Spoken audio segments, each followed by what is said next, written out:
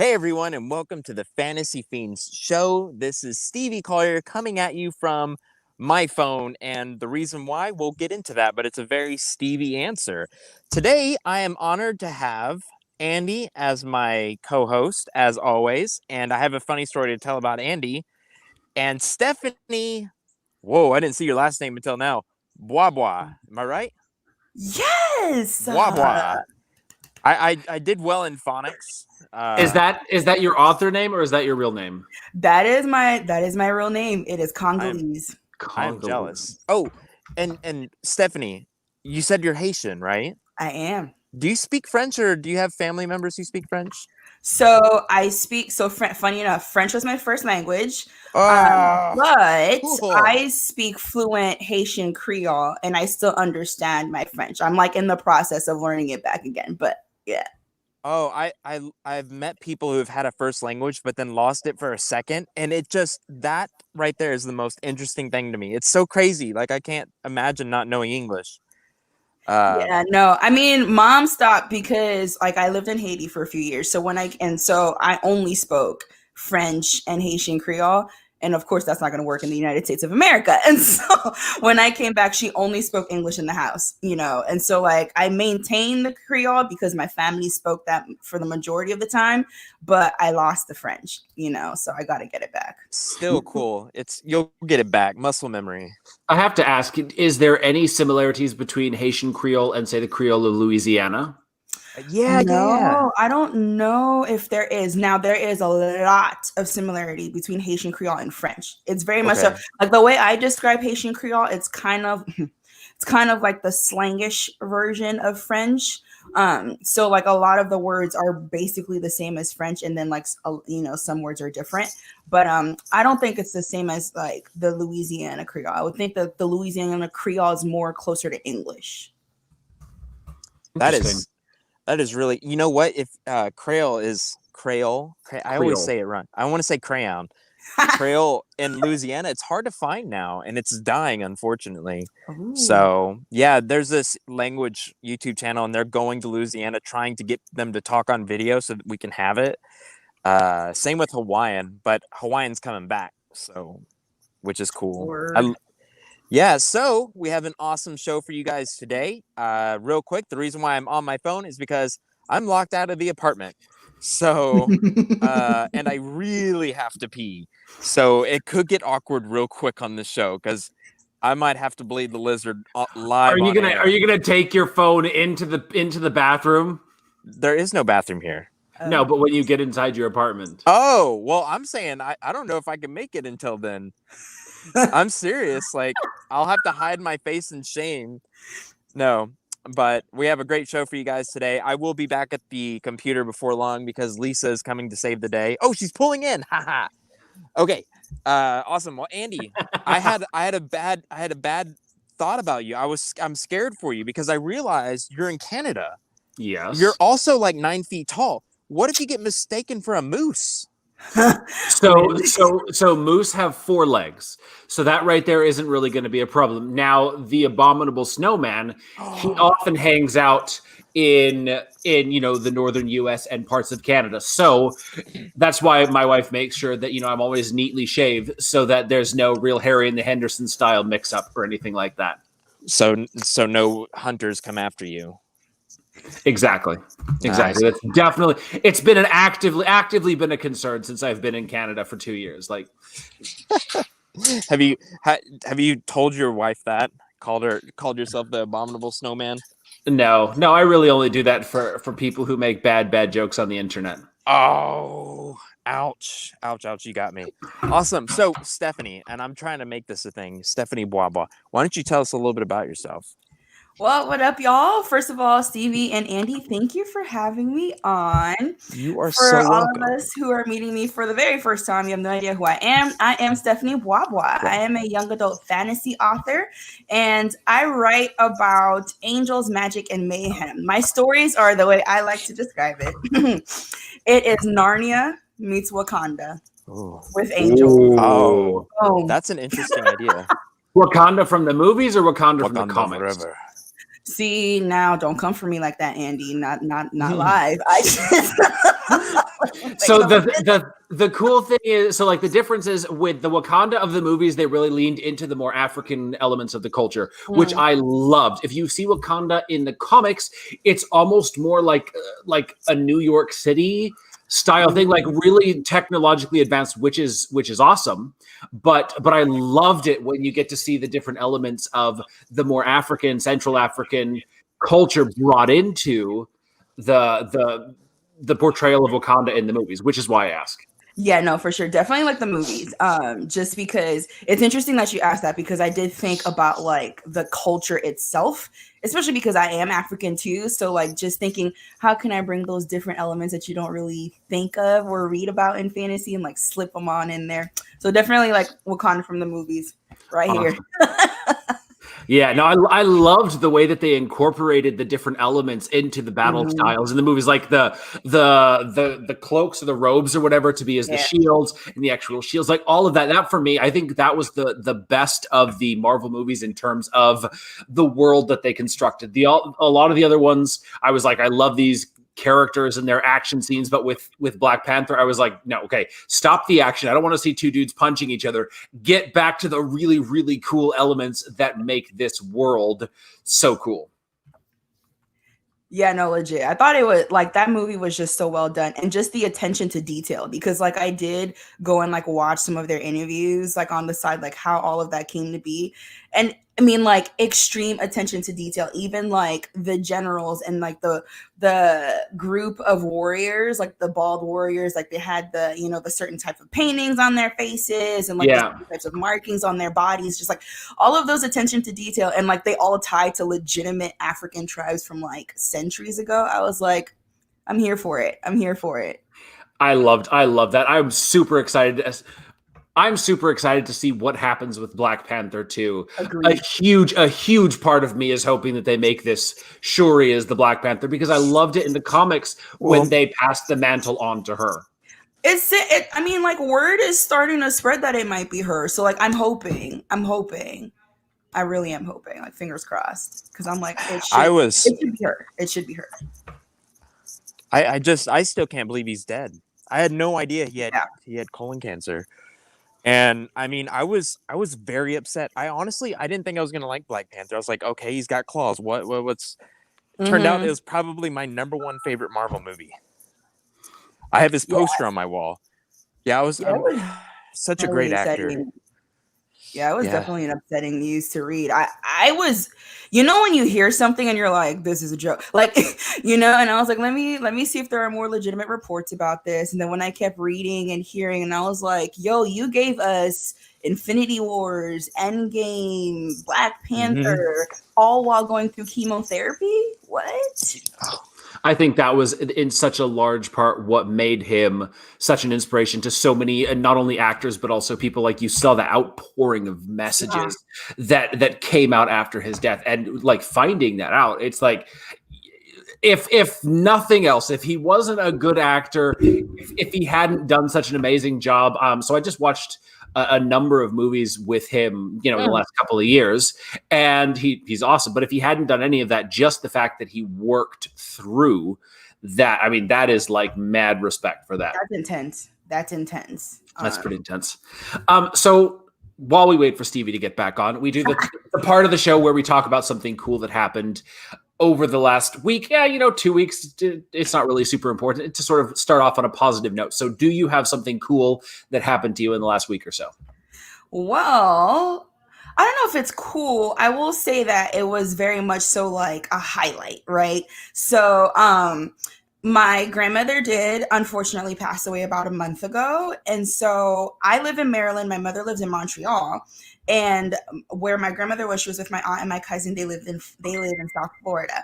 And so we, you know, mom came to me and then we drove down, which, you know, the family calls us road runners because we'll do like 15, 16-hour drives straight. Wow. Yeah, nonstop. So we got down there, and where she's at right now, you know, she's been, you know, house hunting for a while. And so I were refresher from all of this, like, you know, doom and gloom. You know, she found a beautiful home, and I was like, yes, now I can come down and just chill with you. I mean, it's like by the water. It's super relaxing, which in Florida, to find a spot that's by the water that, like, you know, isn't like low key a nesting ground for gators, you know, like that's legit. So, I mean, I thought it was really fun. I mean, like my grandpa would go out by the water and just be like smiling and all happy just by everything that was going on. So that was like a yes. And then now we're in Georgia with other family and just like seeing just chilling. Like, you know what I mean? Just like relaxing, because pandemic land has been a little bit too much for all of us. You know what I mean? So that has been probably like a really good highlight to just dealing with all of that, because, and it was like the day after my birthday too. So that was like a huge, but like just having that positive note was like, yay. That's awesome. That's awesome. Actually, something sort of similar happened to me. I mean, not to the same thing, but so on Saturday we got invited with with my wife's sister to go to a lake. It's about a 2.5 hour drive away, but we got to the lake and it was just like glass smooth. It was marvelous. So I packed my kayak and I basically just was on the lake by myself for 2 hours, just basking in the sun, listening to my audiobook. I think I kayaked maybe 3 to 5 kilometers just to sort of, you know, get some exercise in. And it was marvelous to be able to do that. So that made my weekend super awesome. Then my brother came to visit from Vancouver and we went hiking, and it was a pretty awesome weekend. Just not very relaxing, honestly. It was tons of exercise and activity, but it was really cool. And this is some good news. I got a fancy little microphone here. I don't know. Hello. How are you liking it? You know what? This is the first time I'm using it. I just got it on Tuesday. So this is the first time I get to break it out. And I don't know if the sound quality is any better, but hopefully it is. But you sound good though. Clear, like no feedback, no anything. That's awesome. So hopefully it's a good addition to our new little podcast and D&D family that'll make the sound quality better, because we're going to turn our Dungeons and Dragons game into an audio podcast as well as the video stream. So nice. It's going to be awesome. And then, one last super awesome piece of news. So my son was trying to get into the automotive technician program at the local university. And there's an entrance exam that was sort of standing in his way. That was like a big problem. So he just took it sort of to see how bad it was last week. And he passed one of the 3, and the other 2, he was like super close to passing. And so today they emailed him saying, your scores were good enough that we're going to let you get in.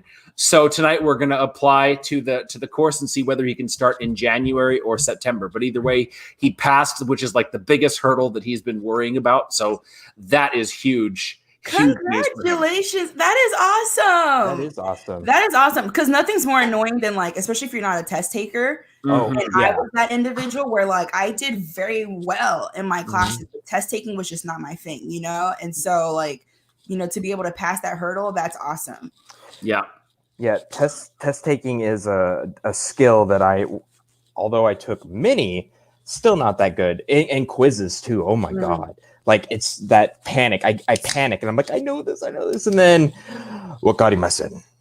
So it's quizzes were the worst. I think like that was like the bane of my existence. Like you'd walk in and they'd be like, turn your books over, pop quiz. And you're like, turn your books over. That's funny. That's exactly what they say. Turn your books over. Stevie, a question from the audience for you. Yeah, I did. And that's honestly why it took so long. It was one of those where you have to lean against the wall kind of things, you know, because you get tired. You've never done that? You only lean against the wall when you're drunk, Stevie. Oh my God, I've done that too. But I do it sober. Haven't. Oh, how do you know you do it drunk? I understand. I assume that's kind of the only time that you need to stabilize yourself. If you're a grown-ass adult who can use the bathroom like a grown-ass adult, you don't really need to stabilize yourself. Okay, I know this is not the topic, but I do know a guy who, when he got tired, he would sit down to pee. I just can't do that. I can't do it personally. You know, that takes some skill. It took some skill and some bending. Finesse. Ugh. And I'm a girl. Awesome. Well, Andy, did you already talk about that? Was your good news? And Stephanie did hers, so it's your turn. Okay. Mine is that I'm really excited. And Rashawn, I'm gonna see your post on Facebook, by the way. I have finished chapter 2 of Ninja and Fox. The name may change, but I'm so in love with this story. I think by far the best thing I've ever written. The thing is plotted out. In fact, my brother almost started tearing up, and he does not cry from this book. So I'm so excited. You can go read it for free. It's just a passion project, which is just on Wattpad and Royal Roads Legends. If you're interested, I'll put the link up, but it's on my Facebook group. So that is my exciting news. Honestly, I haven't been this inspired to write since the first chapter I wrote of the Four Territories, my first novel. So the audience seems to like it. Rashun enjoyed it. So, hey, there's that. I appreciate you, Sean. But yeah, that's my good news. The passion is back.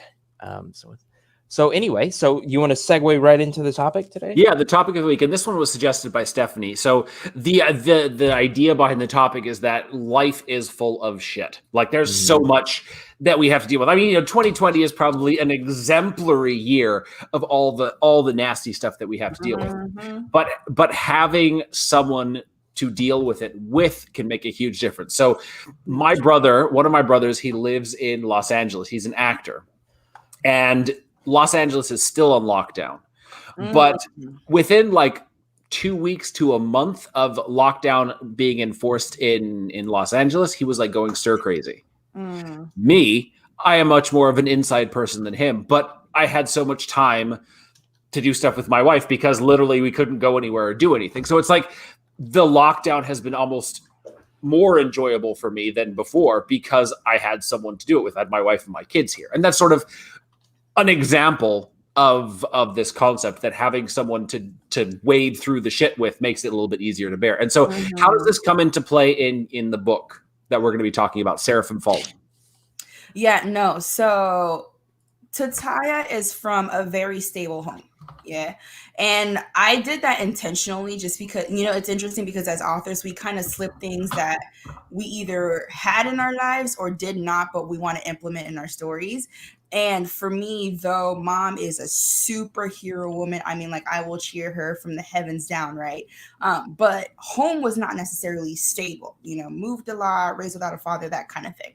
And so she's from a very stable family, 2 parents, siblings, things are financially well, like they're not struggling for anything. And through a series of events, she loses everything.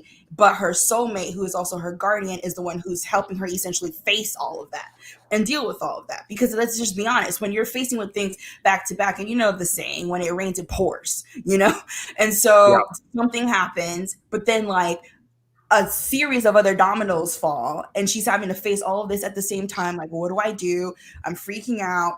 I need to like remember my training, but at the same time, I just lost people that I absolutely love. And so she has this pillar in Cinder who's there by her side to kind of be like, hey, get it together. I'm here with you. We're going to deal with this. It's dark, but you're not alone. You can face it and you can get through it. And you said her soulmate is also her guardian? Yeah. Are we talking like spiritual animal? Like Mushu?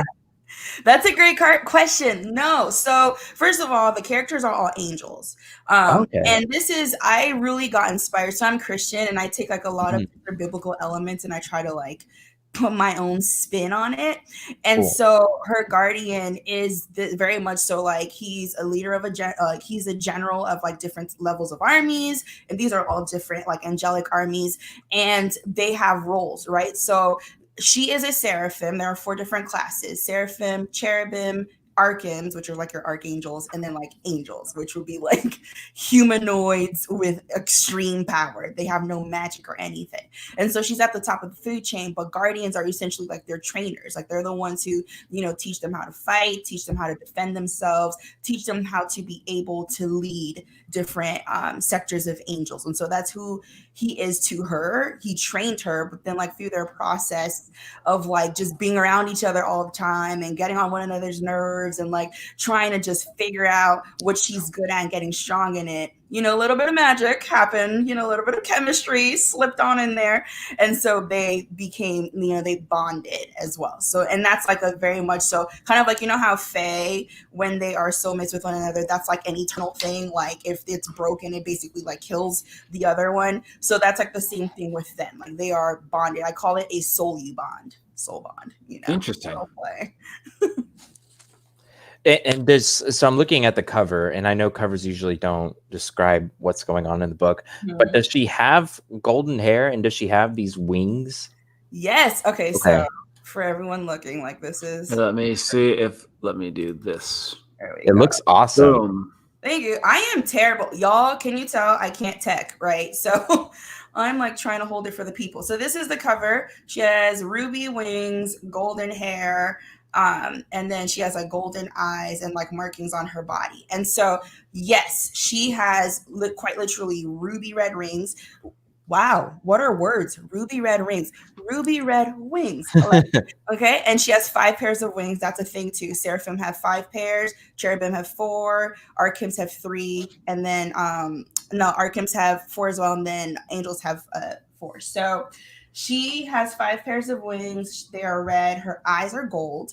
Her hair is gold. That's like her family trait. Both her parents have gold hair. They have golden eyes. And she also has these body markings. And for the angels, their body markings are essentially like that lets them know where they're from. So she's from this place called Islidith.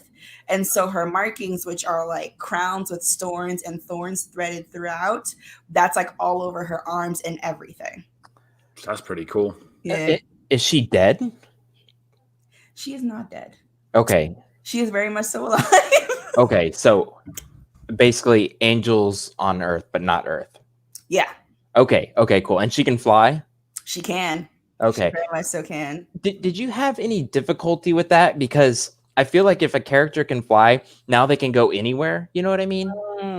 Have you ever had difficulty with that yet? I haven't, not yet, only because the way I see it, well, anyway, so the way I grew up thinking of angels, I just assumed that all angels do fly.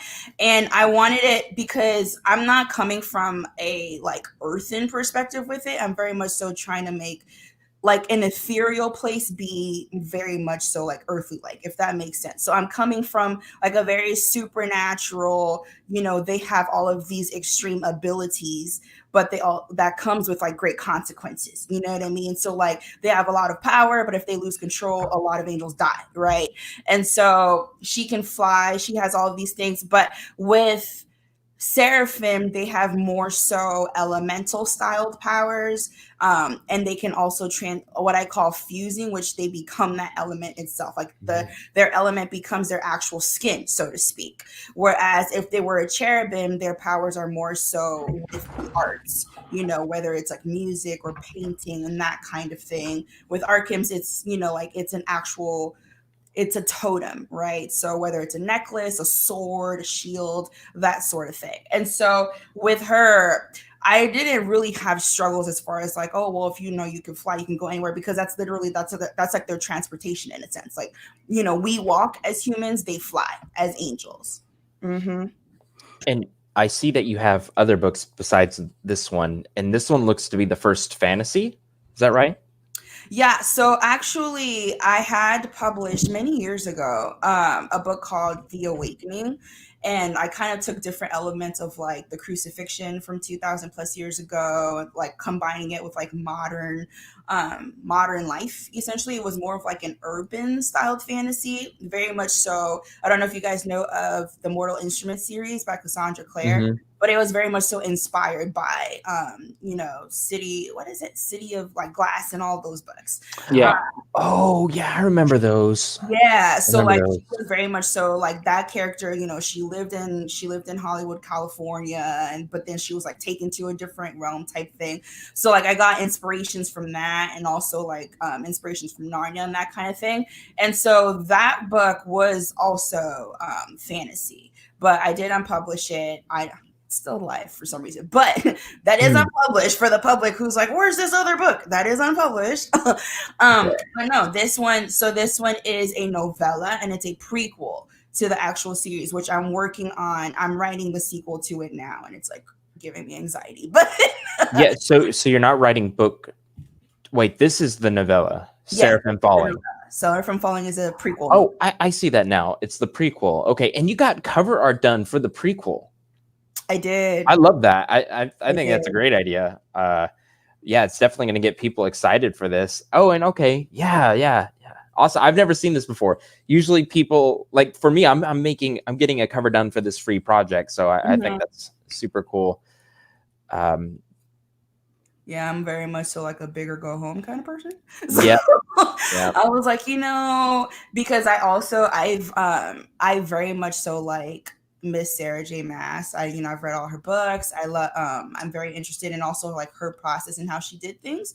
And so like in my brain, I was like, oh, have the novella come out. Let me have this kind of cover. And then it'll go into like this style and this, like, I'm very much so long-term when I work on my projects. And so I was like, I'm going to get the designer on it right away, knock out this cover, give it a bit more buzz. And it worked because in this young adult fantasy group, people were like going wild for the cover because it fits with your throne of glasses, So I'm like, it's working.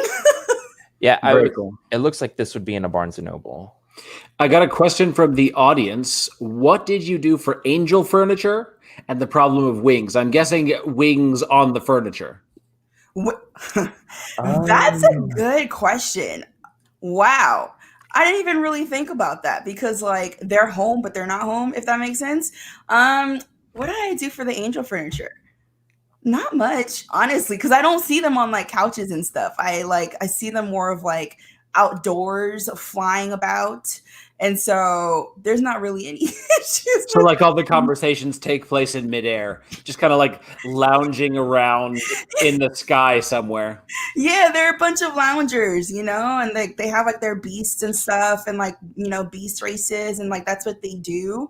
But they're not necessarily like because again, I wanted to, it's a huge undertaking, but I wanted to like take the reader through this journey of you're not in an earthen realm. So like things are much different, like home structures are not like your typical 5-bedroom house and, you climb up the stairs. It's very much so like open, structures with, not necessarily like walls, but there are still pillars where they can fly in and out, like that kind of thing. Very much so like more open, you know what I mean? Rather than like stationary, they're indoors kind of like lounging. Because I know like if you look at, like a Maas novel, they have wings. So like they're in the house and like their wings are getting all bunched up on the couch and then it like bothers them because the wings are sensitive and their wings are sensitive too, which is why like they're very much so like in open spaces where they're not so confined so that it doesn't actually hurt their physique. Do they sleep? Another question from the audience. They do sleep. Not for like extremely long. They don't need 8 hours. They need like just a little bit to power up and then like get going. But they sleep, they eat, they have, sexual relations. like, they have good times, they have good times. Can you describe the sexual relation? We talking butt? We talking wing? What are we talking here? Let your creativity lead you on that. Let the imagination take you a little place. Which Bible book should I go to? Philippians? Are we talking? We're talking Genesis here. Philippians has to be like one of the least sexy books of the Bible. I'm not gonna lie. Go on and breeze through Song of Solomon. Okay. Oh my God. That's where you go. Exactly. Or the apocryphal books or something. But you don't go to the Paul's message to any of the churches because those are like Paul is not exactly a rock star in the sexual department from what the Bible depicts him. Well, that's what, the Song of Solomon's great. I was at Revelation and things were getting weird in my brain. Like things were getting real weird. Revelation is intense. Revelation is intense. So these are based off like the depiction of the seraphim and cherubim from like the book of Isaiah, is it? Yeah, so some yes and no. I know like when I was doing research, I mean like even for I think for like one of the cherubim it talked about like the wheel within the wheel covered with eyes. So I don't have all of that. That's a little intense even for me. Yeah. And like I also started and as part of like my research for it, I started reading the book of Enoch, the first book of Enoch. And it was very much so like, oh wow. like we're getting deep into angelology over here. So like I still pull from that too, because I just think it's so fascinating, you know. And there's a lot of books, you know, with like demons and stuff. So I was like, let me tap into angels. Like what are we doing here, you know? So. Yeah, it's funny. Like the what are the apocryphal books of the Bible? They're not treated as canon, but they're actually some of the most interesting stories of all of them. Like some of the shit that goes on in those books is really interesting. Yeah, no, they're deep. They're deep. Like, and the thing is, it's funny because like some of the books that are not canonized, like the book of like Jasper and stuff like that, like you'll go read them and you're like, oh wow, okay, learned a thing or two here, you know. So what is this thing that the protagonist has to get over that she needs love to get through it? She needs love to get through. Oh man, that's a huge spoiler. Okay. Pretty much everything. Like, or from what I sort of understood is that having Cinder, right? That's the guy's name. Having him at her side is sort of what enables her to get through all of the terrible things that you put her through. Yeah, she faces she faces a significant loss. You know, it starts off with she's about to get this major achievement. You know, she worked very hard for it. I basically start off the story in the middle of something, pretty much. And so she is now getting prepared and she goes to get this major achievement. And like the worst of the worst occurs, you know, like nightmares and legends that like, you know, things that she heard growing up in like stories that would like, you know, scare her for her dad to make her go to sleep. Like that's what shows up. Right. And so now she's having to go on the run and she just faces this huge loss. Now, the thing that she worked so hard to get, she loses that opportunity that's stripped away from her. So that's like a very much like, yo, like I worked really hard for this and now I can't have this. That's number one. Number two, this figure comes, which is the main antagonist. And he's like, there's a whole lot of backstory to this one, but he's an individual that they thought was dead for a very long time. And he shows up like, I'm still very much so alive. What's up? Right. And so she does not have the strength right now to face off with him because he doesn't come alone. Right. He comes with the posse. So she's like, you know, she has to go on the run. And Cinder's the one because she wanted to face him after he does what he does. Got to read the book to find out what.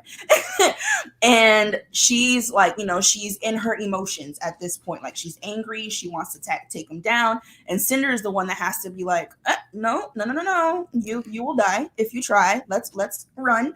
And so they go off on the run and she's having to go through things that she's never experienced before, right? Like she hasn't had everything handed to her, but things were still always good.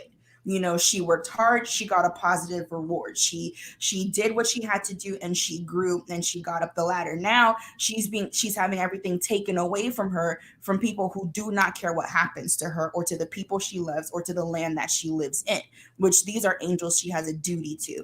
And so as she's going on the run and having to figure out, okay, how do I deal with all of this now, you know, while her emotions are processing what she just lost all at the same time, he's that rock of, okay, we're going to get through this. Like, even though he also has his own emotional things to go through, he's pushing that aside because he's like, I need to be here for you. We're going to get through this. You're not going to die. You're going to make it. You're going to be fine. Let's go type thing. It's interesting. So in one of the books that I'm working on, the sci-fi books, the character is basically thrown into the worst possible black site in the sci-fi empire, right? Just horrible. And so I was doing some research on to, you know, not only the sort of nasty stuff they're putting him through, but how someone would get through that. Mm-hmm. And everyone who I talked to about it, they were like, there's basically one thing that'll keep you going through it and is remembering why you're going to fight to get out, right?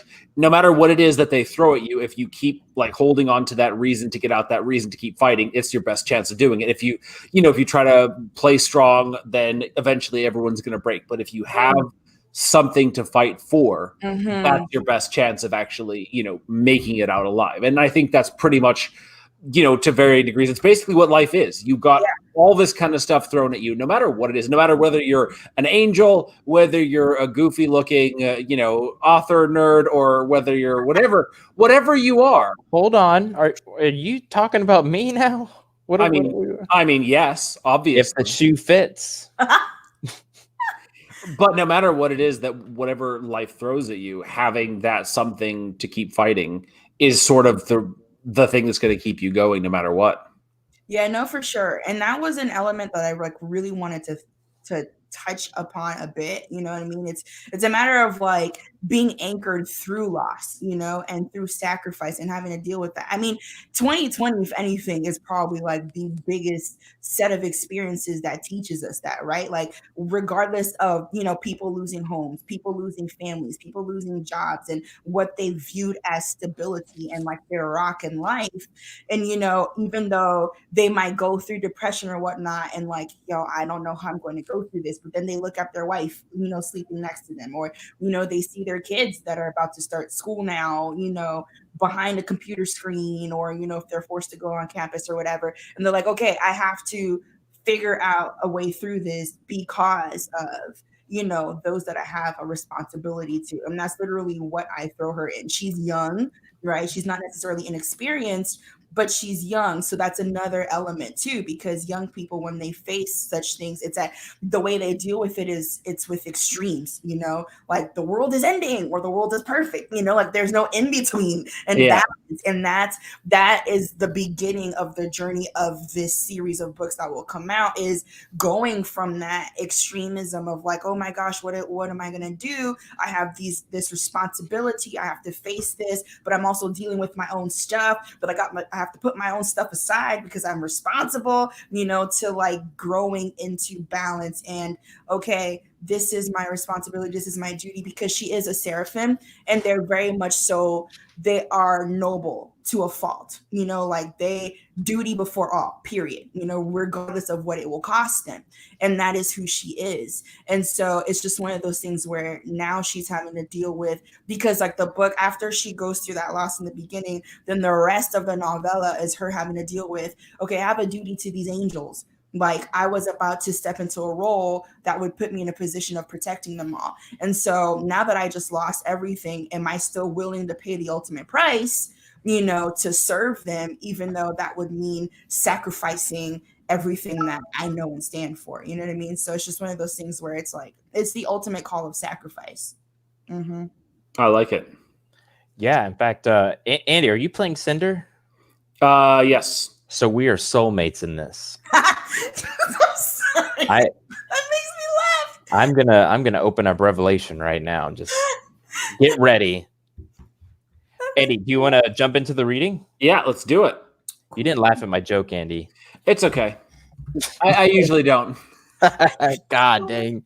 She's so mean to me, BwaBwa. I'm sorry. It's okay. I laughed at your joke. Thank you. Are we starting at chapter 1? Yep. Yeah. Okay. So like I'm just reading until there's some dialogue for y'all. Yep, exactly. Yes. And you say the she said, he said. And do we need to have like some context before we jump right into it, or? Nah. I think we're good to jump in. Okay. Mm-hmm. It's the first chapter of the book, so everything we need to know will be introduced pretty much right away. Mm-hmm. Gotcha. Sweet deal. All right, I'm gonna try to put on like my best once upon a time. That was actually really good. All right, cool. The golden eyes staring back at her almost seemed prophetic. She breathed in, out, in, out. You wouldn't know anything. Mechanical repetitions of breath flowed through her lungs as the finality of the day settled in her consciousness like concrete. Today was the day. Testing. Are y'all hearing me? Yes. Mm-hmm. Okay, I'm sorry. I'm changing that right now. I apologize. You're good. Go ahead. I'm sorry. Shall I continue? Yes, please. Cool. Today was the day.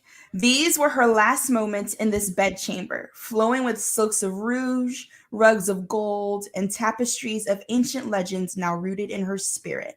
Never again would she spend her evenings gyrating to a beating drum, surrounded by her family, their bellies full of a fine meal and several goblets of spiced elixir. I think y'all would like that. This dusk, everything would change for eons to come. Tataya Scarletthorn Angelfire looked at herself in the mirror one more time. She pulled the end of her headscarf, unraveling the silky, lost my spot, fabric. Her hair was a mass of twists curled tightly in individual strands. Maderi had twisted Tataya's hair the night before, and she had taken her time, as if relishing the final moments with her daughter.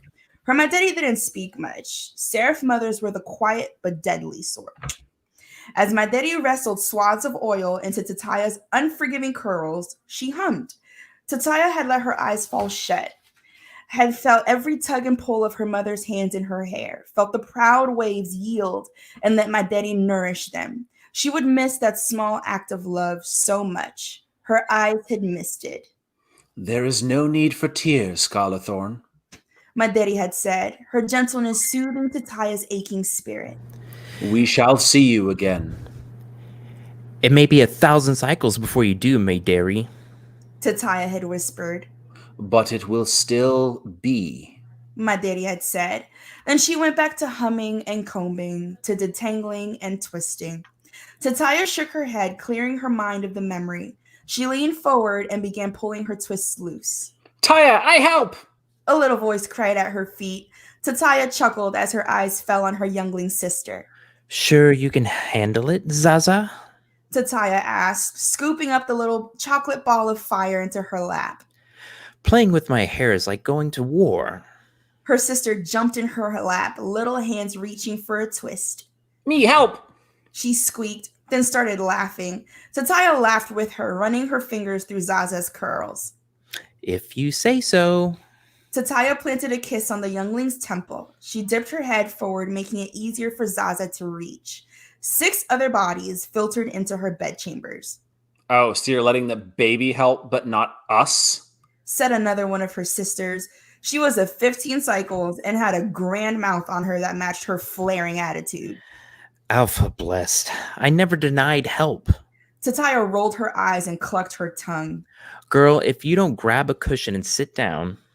That was so good. God. Tataya watched her sisters file in around her. Tataya always joked with Maderi that she and Paderi had too much free time. 7 boys and 8 girls. Maderi would always make her blush between fits of giggling. Besides, she would say, the Alpha blessed her and Paderi to be fruitful and multiply. Then she vowed the time was coming when Tataya would have her own younglings around her feet. Seraphs of Serral and Scarlet Watcher blood. Tataya had flushed. Her mind would drift to the Scarlet Watcher, the delicious seraph who was her trainer, then chose to be her guardian. Somewhere along the way, he became her lover, and quickly their soul bond settled, mating them for eternity. He would be her escort this dusk, staying with her all evening, would remain by her side throughout the ceremony and following celebrations. He'd also be moving with her to the fire palace, and he would share her bed. Tataya licked her lips, flushed with drooling anticipation. She's thinking about him again. One of her younger sisters snickered. If I had a seraph like him alight the Solu bond within me, phew, I'd be thinking about him too. An elder sister chimed in, giggling. My, Cinder and Tataya, flying through the clouds of fire, Kiss. Stars, would you all just shut up? Tataya hissed. Her sisters broke out in cackles and snorts. The chatter continued as they all helped her undo her twists. Tataya bounced her legs when Zaza got irritated because she wasn't as fast as the rest of her sisters and threatened to let out a siren of wailing. A few moments went on before a few of her sisters stepped away to fish her gown out of the closet. What do you think it will be like? One sister asked. So many angels will be there, said another.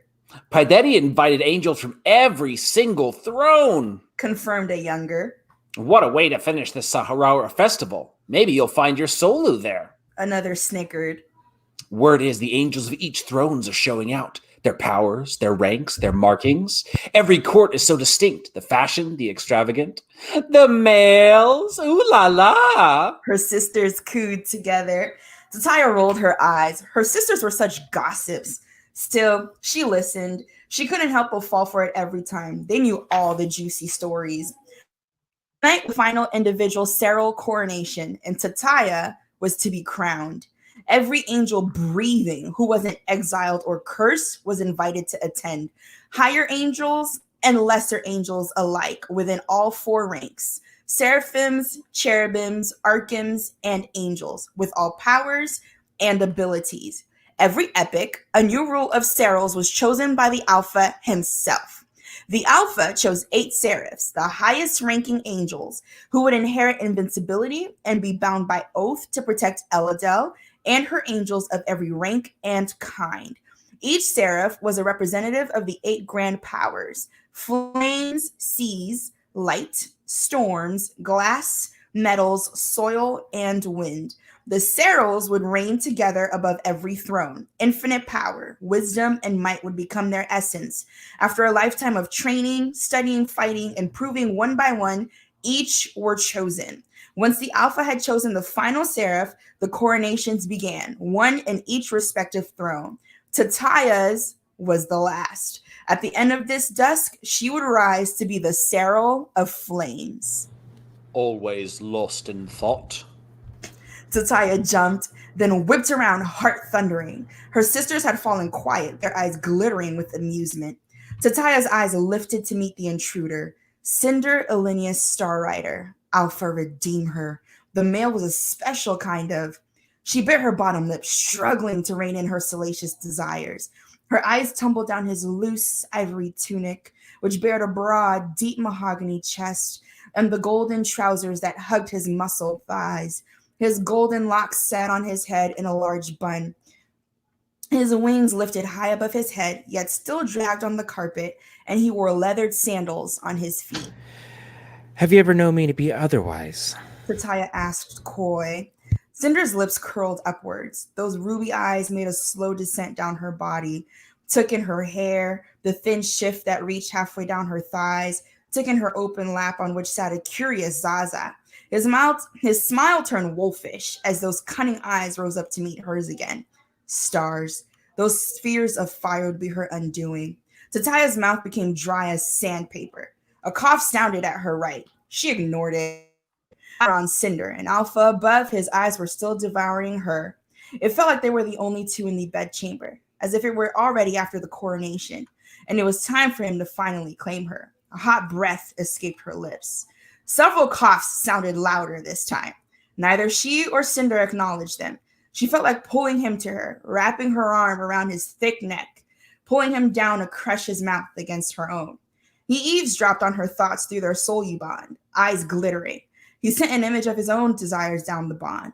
The image was so vulgar she flushed and snapped her legs shut, only to clap her sister with her thighs and trigger the girl's infinite wailing. Her eldest sister shot to her feet. All right, enough. Out!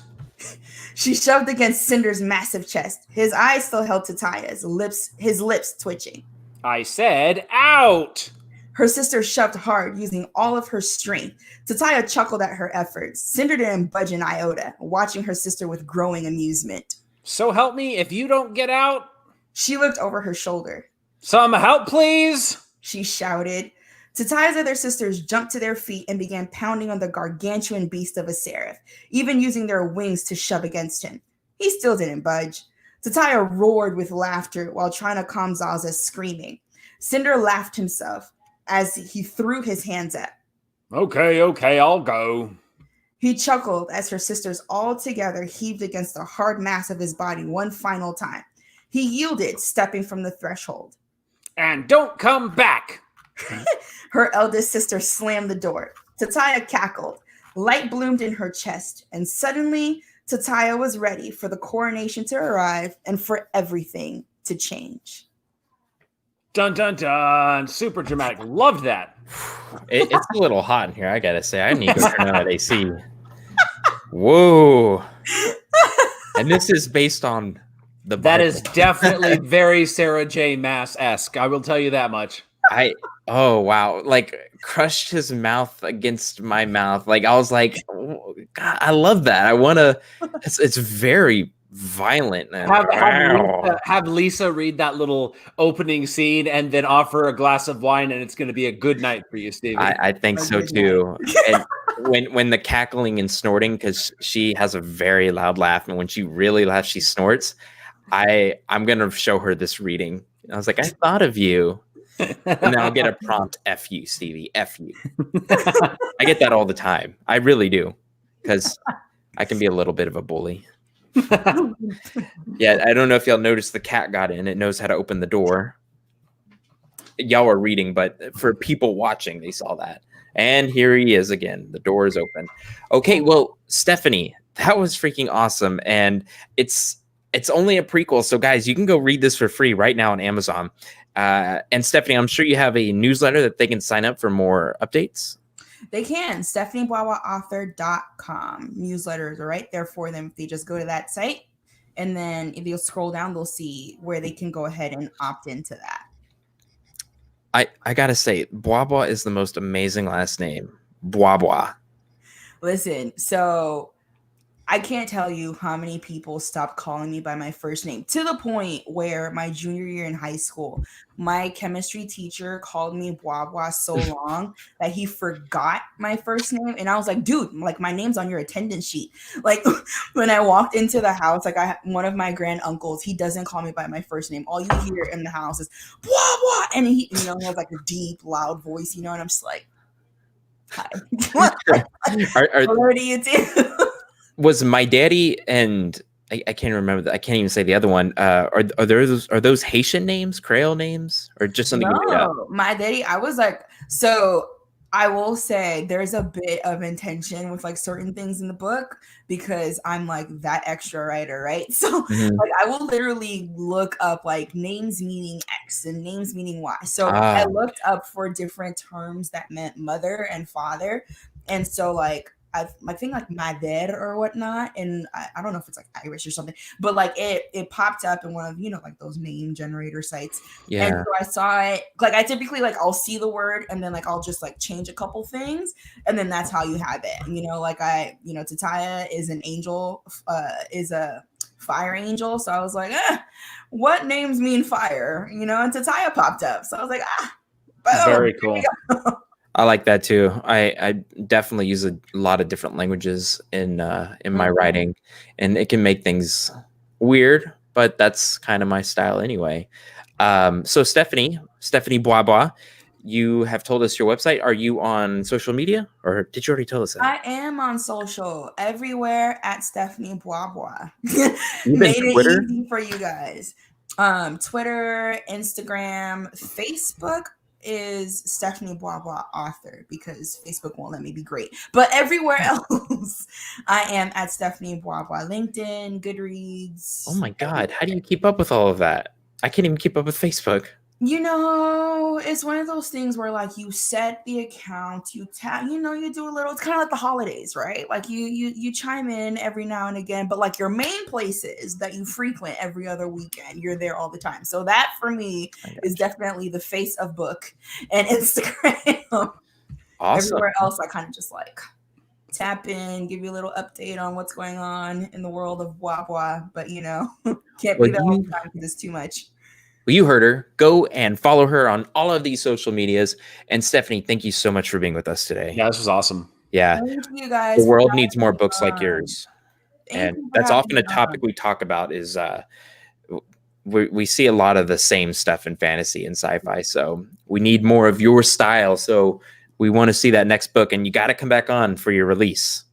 No, absolutely. Thank you guys for having me on. It's good to write a book that, there was like two different motivations for me. And one of them was, I'll just be very honest and say that, growing up, I didn't see myself too much in fantasy. So that was like one of the purposes of writing it. And to have, Black moms be like, dude, I had tears in my eyes because like now my daughters can read a book that has a cover with a girl that looks like them on it, like stuff like that. Wow. Like, yeah. Because that's how I feel, So that was like one purpose of it. And then just, to have fun with angels, throw a little twist on there, be super extra with something supernatural. So I'm glad that's cool. It's actually, this fits in perfect with last week's topic. We were talking about diversity in fiction. And so we asked the author, she was from Morocco, half African-American, half Moroccan, and asked her for recommendations of other authors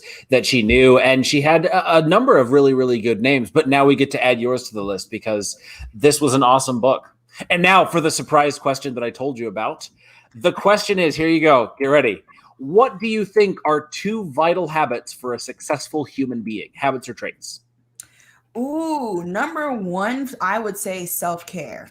You've got to take care of yourself. If you don't, you will. And I say that just because I've faced burnout far too many times. And I realize, if you don't take care of you, you can't take care of those you love, period. It's kind of like if you're on an airplane, if it's going down, you got to put the mask on yourself first before you put it on someone else. So I would say self-care. And then I would also say balance and your boundaries, like know your limits. Not everybody should have access to your space. You can love and be kind to everybody, but not everybody should have access to your space.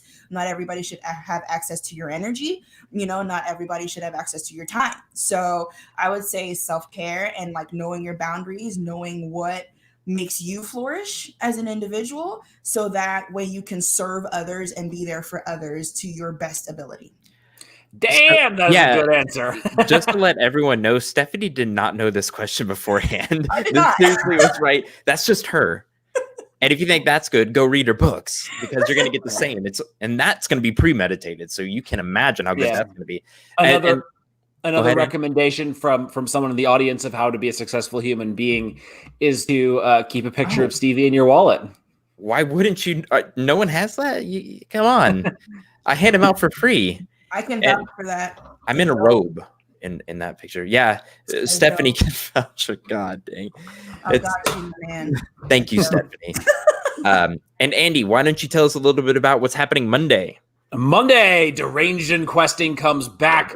So the end of the last episode, we found ourselves facing off against terrorist pixies, who it turns out were just another tribe of pixies who didn't agree with the tribe that we were hanging out with, the party pixies. So now we are sort of trapped between two armies of pixies. Oh, and more assassins coming to kill us and them. So it's going to be fun. And goddamn Dungeon Master last week, he made this big show of like, the ugliest monster in the world, with a face no mother would love. And of course it's my face on it. I loved it. I laughed my ass off. That is funny. But as soon as he started going off on this rant about just the, super hideous, it's literally like a 40-second rant. I clipped it on Twitch and shared it to the Deranged and Questing Facebook page. As soon as he went off on that, I was like, all right, it's going to be one of us or one of the friends that he's got watching the stream. And it turned out to be me. He said it was me because I was at the top of the screen. I'm the first in the line. So we'll see what other hideous monsters he introduced next. Andy, you love that abuse, don't you? It's hilarious for me just seeing the things that people will do. That is great. So yeah, remember that's on Monday. Check it out, and you get to be a part of it as well by just being live. And remember, it is on Twitch, not on YouTube. Yeah. Stephanie, thank you so much. Thank you, gentlemen, for beautiful writing. This was awesome. Thank you. Hey, Wakanda forever, right? Boom. Boom. Andy, do it. No, come on, Steve. Andy. He's scared. He's scared. Come on, all right, fine. Boom. And you've got the tattoo. So it's like it powers up. Okay. Exactly. All right, guys. We will see you next week. I will see you Thursday, but we have to see you on Monday as well on Twitch. You guys have a great night. I love you all. Bye-bye. Good night. Wave awkwardly at the camera while